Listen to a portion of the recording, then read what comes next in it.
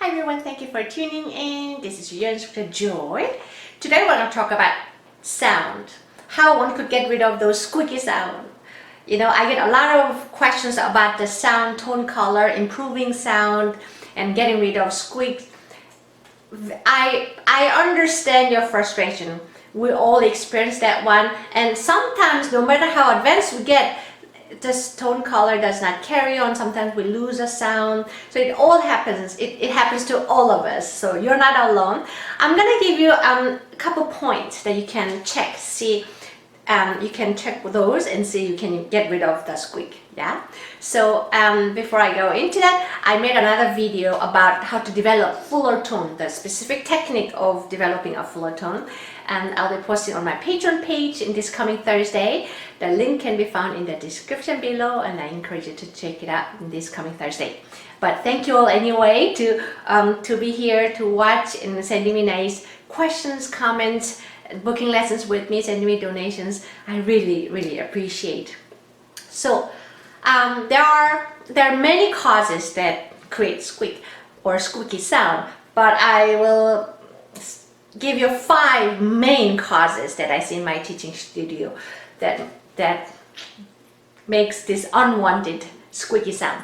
Number 1, we touch the neighboring strings accidentally. So let's say we want to play note D, which is 3rd finger on A string, but somewhere in the bow we lose being on one string, which is an A string, but then we touch the next string lightly.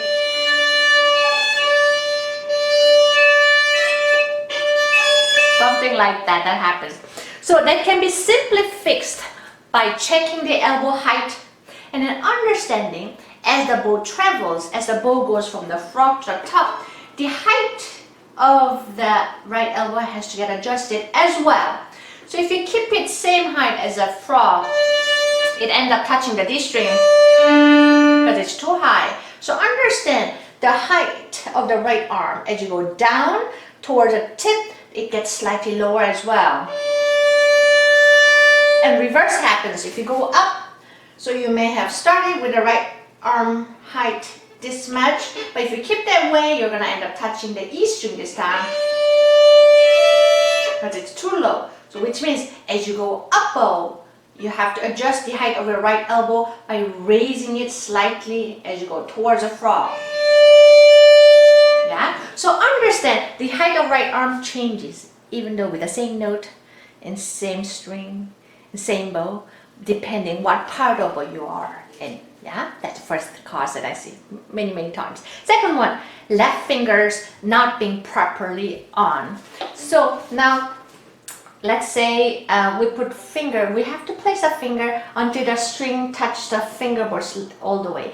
You don't have to overly press it, but just press enough the string touches the fingerboard.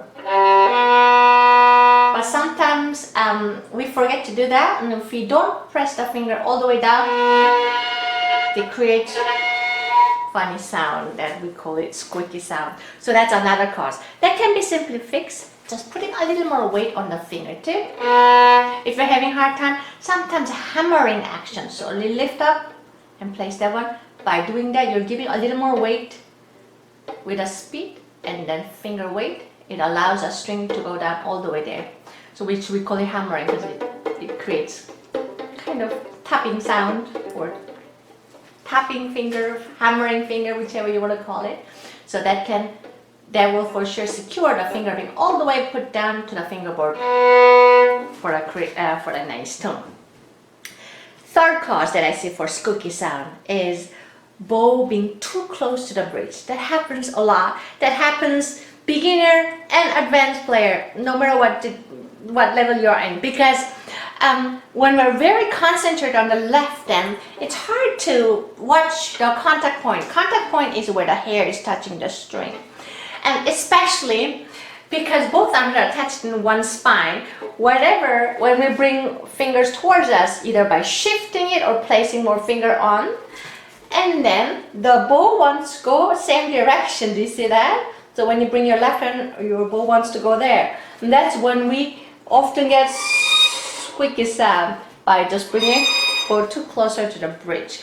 Just be aware of that one. Understand that because both arms are attached to one spine, whatever left hand does, right hand wants to do it as well. So just practice the one to separate both hands action. So just by slowing down, and then check the contact point. Make sure it does not go toward the tip. Even when you shift, just check the contact point. Physical check, stop and check, that helps.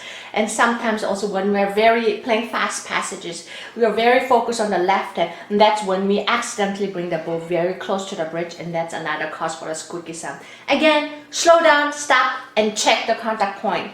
And then ultimately, if you put enough time reordering your bow arm where to be, and then it will do it on its own nicely. Now, number 4 cause for squeaky sound that I see is not enough rosin. Yeah, as simple as that. You know, we have rosin cake, the little one. Remember, the rosin is the one that allows the bow hair to stick to the string, to grab the string, therefore it speaks.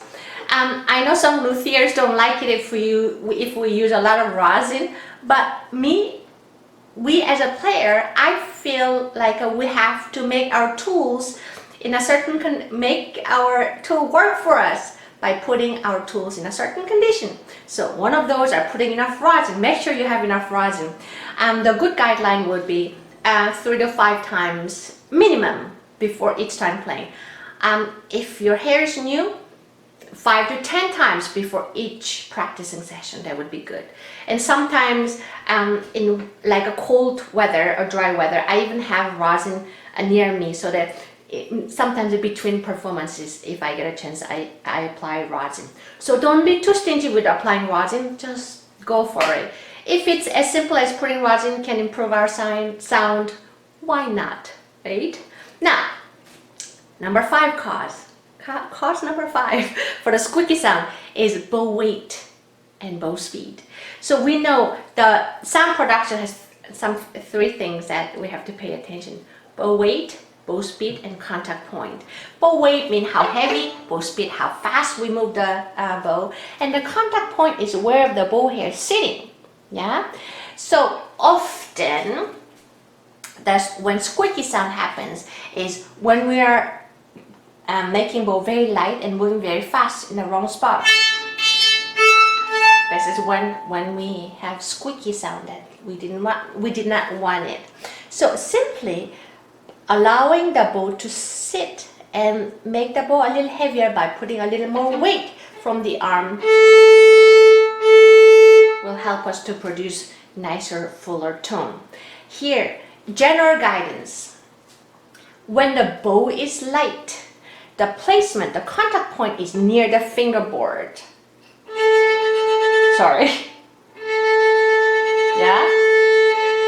When the bow is heavy, the contact point should be near the bridge. Not at the bridge, but close enough so they can sound. Again, light near the fingerboard, and then heavy near the bridge. Yeah, so I will be posting a video this coming Thursday on my Patreon page about how to create fuller tone. I encourage you to check it out, and thank you for watching. I hope this video was helpful and hope to see you again. Bye bye.